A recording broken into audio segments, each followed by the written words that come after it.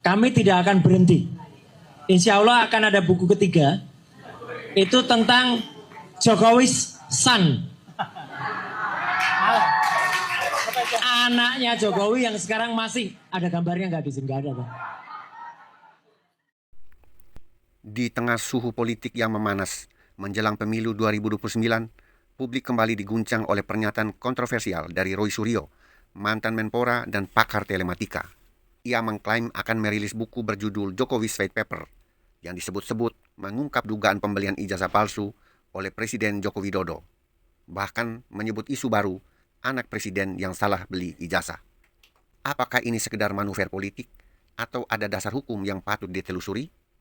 Roy Suryo bersama dua rekannya Rizpon Sianipar dan Dr. Tifa menyatakan bahwa buku setebal 700 halaman ini berisi analisis teknis dan forensik digital atas dokumen ijazah Jokowi.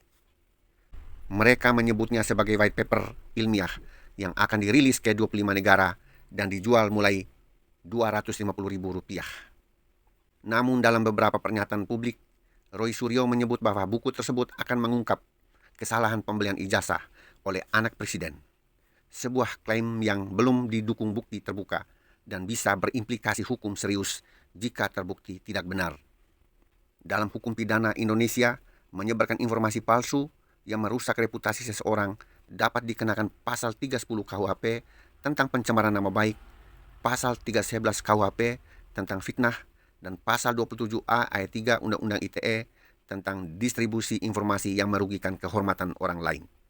Namun, jika isi buku tersebut disusun sebagai kajian ilmiah dan disertai bukti forensik, maka bisa masuk dalam ranah kebebasan akademik dan ekspresi selama tidak mengandung kebohongan yang disengaja.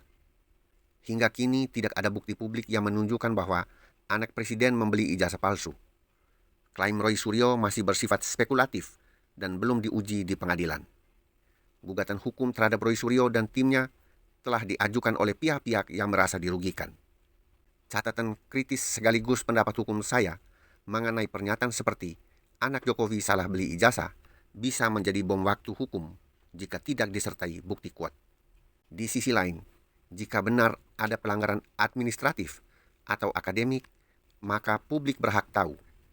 Tetapi kebenaran harus dibuktikan melalui mekanisme hukum, bukan hanya narasi media. Demokrasi bukan hanya soal kebebasan bicara, tapi juga tanggung jawab atas apa yang dikatakan. Salam keadilan, Darius Leka SH.